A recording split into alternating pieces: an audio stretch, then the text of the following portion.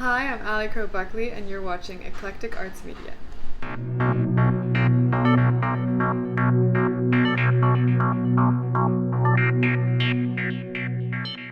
Well, Allie, thank you, and welcome back to Seattle. It sounds like. Thank you. Yes, I have been here once before, many years ago. Okay, and so I know you've been on the road and playing for some fairly large audiences. Yes. So give me a quick recap of how the tour is going so far. It's been really amazing. We've had such a wonderful time. We've been out with Lord Huron for the last 2 weeks and playing just the most incredible venues. So many outdoor venues overlooking incredible vistas. So yes, it's been really fun to play the songs for the first time live to these audiences, and they have such a receptive fan base. It's been really awesome. So, and how's it been since you're here in Seattle and you're going to be doing a headlining set tonight? Yes. So how's it been coming up with your opening set list versus a headlining set list? It's been fun. We definitely did a lot of rehearsals, trying a little bit of both, or having sort of our repertoire, because we wanted to be able to change the set list during the Lord Huron sets too. So we learned a couple of songs, so it's pretty easy to just add in a few more for these shows. Okay, cool. Yeah. So you're keeping it fresh, basically. Yeah, it's nice to keep it fresh, otherwise it gets stale. Okay, and one thing I've definitely noticed about your music is that, at least for me, you really need to kind of take your time to live with it for a while to really consume it. It's nothing that you can get in one take at all. Any of your songs that you've ever put out. Yeah. And so, is it difficult to come up with a set list, knowing that each song is kind of its own little distinct creation, or is it kind of a little bit easier for you to do that? Kind of especially jumping through the 2 albums and the EP. I think it's easy because I think that they, yes, are these little worlds unto themselves, but at the end of the day, it's all coming from me and my music, and as an expression of, my art form, especially with performing live. So I think it's easy. I like it. I like popping around the different worlds and yeah. Just kind of throwing it all out there to the audience. Exactly. Okay. Is there any particular songs off the new album that you knew, like, I want to make sure these are going to get played pretty much every show that we do? I'm not sure if we played, let's see, which one have we done every single night? We've done Dreamboat Soulmate and Naked at the Feast and just one other one. But no, I mean, again, it's sort of however the band is feeling, how we're all feeling. I'm not very strict with sets, It's nice to see how you're feeling the day of and see which song wants to be played. We've definitely been rotating a lot of them, but Dreamboat Soulmate's been on most of the sets. Okay, that's nice. It's that you're like kind of feeling the energy of the day. Yes, exactly. Yeah, once you get to the venue, you can just like, oh, do we want to do this song? Maybe swap that one out for this one today. Yes. Being more introspective versus maybe something has a little more energy to it. Yes, totally. Okay, cool. How's it feel to finally have Utopia Fantasy out? Oh, it feels so great. I'm so happy to have it out in the world. It's wonderful. Because you work on these things for so long, and then you finally get to share them with everyone. It's an awesome feeling, and it's really wonderful to get to be playing them live now. And was there any hesitancy about the release of the album, or just like, no, I can't wait for it to get out there? No, I almost always can't wait. Once it's done, I'm like, go, be free. Okay, and some artists write specifically, like in this case, 10 songs for a release. Other ones they'll write 25 and then they'll record 12 and then kind of narrow down what they want on the track list. Where do you kind of fall on that timeline? I write, 10. I write however many I want to be on the record at the time, and very much create a world around that, and a story, it has a sort of arc like a novel or something. Start, middle, end. Okay, so it sounds very intentional then. It is, absolutely. Okay, I like that. Yeah. And do you come up with lyrics first, or is it music, or is it just the pens? It just depends, sometimes I'll have sort of a poem that I've written, and then I start to play around and see what melody wants to come through for that, or sometimes I'll have a melody and I go through my notes to see sort of words want to be coupled with that. So yeah, it's always a mix. Okay. Yeah. And have you ever maybe this is coming up in the future, but since you like to write so much and you're very much into there's a lot of intention behind your lyrics and a lot of history and a lot of mythology and things that you've researched, Do you ever see something where it's going to be like you write something specifically like a standalone poetry book or some sort of? Oh, I would love that. Okay. That would be amazing. Are you kidding? That would be fantastic. I love writing so much. So. Okay. Because your music kind of screams to me that at some point there'd be some sort of multimedia kind of thing happening. Yeah. That you'd have the story here and then have the music over here and the long form video over here. Absolutely. I've thought a lot about that because I love to interweave all of these different art forms. And I'm so interested in dance and poetry and mythology. It'd be awesome to sort of almost separate those things while joining them all together with the music. Is there anything that's kind of in the forefront right now, or you're kind of always like writing poetry or doing different types of things, even like when you're on the road during your downtime?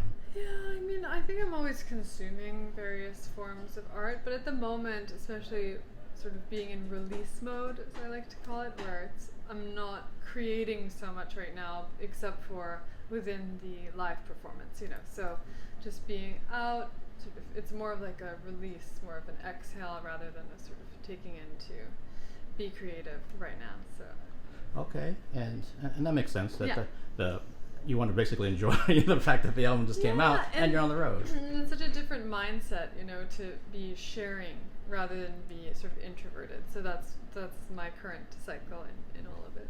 That's true. You're doing interviews with people, Yeah, and you're exactly. having people coming to your show, Singing, yes. and getting people's reactions to your songs and that kind of thing. That total energy exchange that happens with the live performance. Yes. Yeah, I mean, clearly anyone that's watching this now, and including myself, I mean, we so miss that for a year and a half or so, and you don't realize until you actually have it taken away from you. I know. Or until you're back at a show and you're experiencing what it is and what it means to be watching and witnessing a live performance.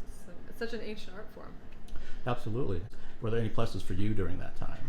Absolutely. I think being able to be sort of like, as we were talking about earlier, the opposite of just introverted, and writing every day and really being able to process in solitude, I think was really valuable for me as an artist. So it was very valuable. How long does it take you to craft a song? Like the average song? Depends. Some songs come through as sort of stream of consciousness, so they could be done in 10 minutes. Other songs I'll work on for a few months and sort of chip away at them and, you know, switch out words and chords and things. So yeah, it's always different, every song. Okay, and it sounds like with the new album that you may have had a few songs that were of that 10-minute variety, or you maybe quicker, that you just kind of went into the studio and just kind of banged them out. Yeah. Well, in the writing, you know, Greatest Hits, for example, I wrote that one in maybe 15 minutes. Of course, it took a lot longer to create the song within recording and all of it, and sort of craft the song in its composition, in its current form. But the melody and the song and the words all came through very quick. And same with Cupid and Psyche. That one was interesting because I had a poem and I went to the studio on my own that day and just sort of I wanted to see what felt like coming out that day. So I had never sang the song until what you hear now on the recording. So it's the first time singing the song through. Wow. It's a fun way to do it, you know? Why not? I love the fact that you have variety in how you're recording, how you're approaching your songs. Yeah. That you're, you know, some songs, like you just said, might take you a little bit longer. Other ones, like, I want to go in there and I kind of see what happens. Yeah. And if it works, like, okay, we captured it. Yeah. Don't mess with it, basically. Exactly. Yeah. I think we need more of that. Yes, absolutely. You know, it's wonderful to get to sort of catch lightning in a bottle like that and see, you know, what wants to come through in the moment or not, you know, chip away at it. And yeah, it's wonderful. Yeah, I think there's too many times, especially with technology these days, that people will like labor over something like to the point where you're basically killing the song. Yeah, it's like sterile. Yeah, absolutely. Actually, just work and work and work. Yeah. Yeah, absolutely. I've talked to a few artists where they said that's their biggest Achilles heel, that they can't stop doing that. Yeah, absolutely. It's like, I know I can make this better. I spend a little bit more time on that chorus. I know on that bridge. Yeah. And it's I maybe like, do less of that to a fault. Like, it's perfect. Just leave it how it is. Everyone's like, we should probably add this or that. I know from reading some past interviews that when you were first starting out, it sounded like you didn't have full confidence in your singing voice. Is that kind of true? I think I always thought of myself more as a songwriter, and I just had never really performed at all until I was 24. so a little bit later by some standards. And so no, I had confidence in my voice and what I wanted to express, but I never really, I guess at the beginning maybe I didn't think of myself as a singer. I thought of myself more as a songwriter. But then you sort of develop your voice, you know, your writing voice and your physical voice. And I just didn't realize I could sing high until, you know, a few years into my songwriting. And so then I learned to sing high, and I knew I could sing a lower register, and they sort of meld the two together. Yeah, it's been a wonderful journey in writing. Okay, so that actually reminds me a little bit of I think Carole King's story. Oh, really? Of like it being, she thought she was strictly a songwriter, writing songs for other people, Yes. loved it, and then she kind of realized that as she was singing some of her own material and people were hearing, they're like, why don't you record it? Yeah. And she's exactly. like, well, I just never thought of it because she said, I'm a songwriter. I don't think of myself as a vocalist, even though she could obviously carry a tune. Yes. And that's what kind of got her onto that path. Wow, interesting. I didn't know Yeah. that. That's very cool. Wow, a lot of parallels there. Oh, I'll take it. One thing I like to ask guests when I have a chance to do in-person ones are, what's something that might be surprising about you that maybe your fans don't know? Surprising about me. I suppose. Gosh, I don't know. I feel like my songs are pretty open and vulnerable, so I'd be surprised at what they don't know about me at this point. I'm trying to think if I have any Allie fun facts. I'm a citizen of New Zealand. That's an Allie fun fact. Yeah, I'm not sure what else though. Okay. Are there any particular styles of music that might surprise people that you enjoy? So I listen to a lot of Brazilian jazz at home. I like to listen to instrumental music mostly in my downtime.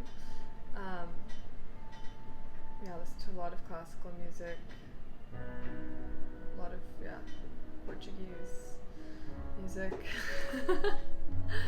So that's what I like to. I mean, I listen to all kinds of things, of course, but really, if I'm at home, that's what I like to listen to. Okay, that's an eclectic taste in music for sure. No, that's awesome. I love it. Yeah. And to kind of wrap this up, you've already kind of mentioned it that you're here on the road, obviously promoting the album, getting out in front of your fans, and making new fans as well. Is there anything that's on the horizon, like another music video or something else that's coming related to the album, or it's too premature because you're just right in the moment with the tour? Right in the moment with the tour mostly right now. There are a couple of fun things brewing, but it's just early days, so. All right, fair enough. Allie, thank you so much for taking the time. Thank you so much. And again, welcome back to Seattle. I can't wait to see the show tonight in a few hours. Thank you so much. So wonderful speaking with you. Awesome, thank you.